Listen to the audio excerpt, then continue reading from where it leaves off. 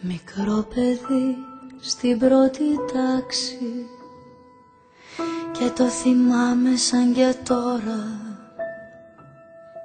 Μου είπε η μαμά μου θα σε εντάξει, κάποτε φτάνει αυτή η ώρα.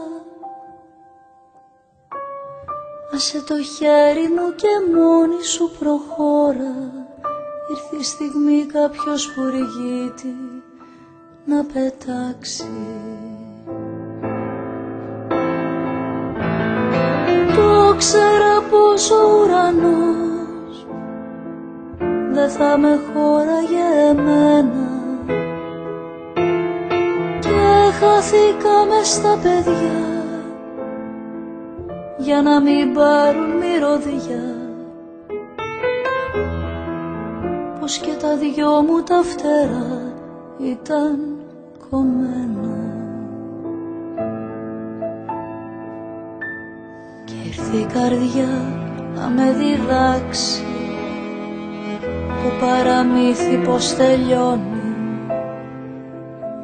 Μου είπε μη κλαις, θα είσαι εντάξει, είναι κακό να μένεις μόνη.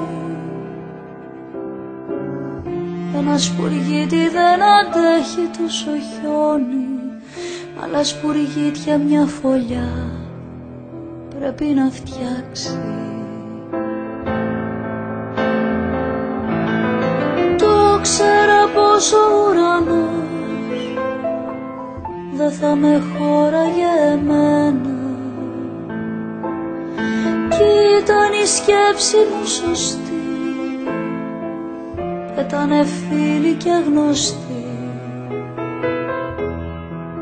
και τους κοιτάζω με τα δυο φτερά κομμένα.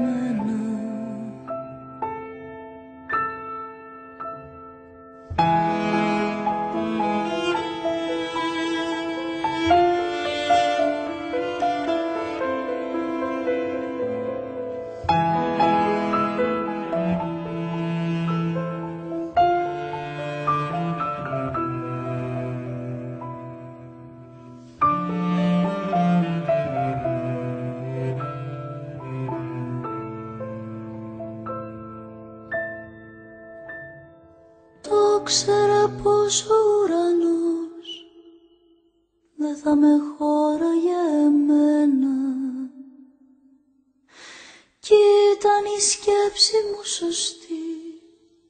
Πέτανε φίλοι και γνωστοί και τους κοιτάζω με τα δυο φτερά κομμένα.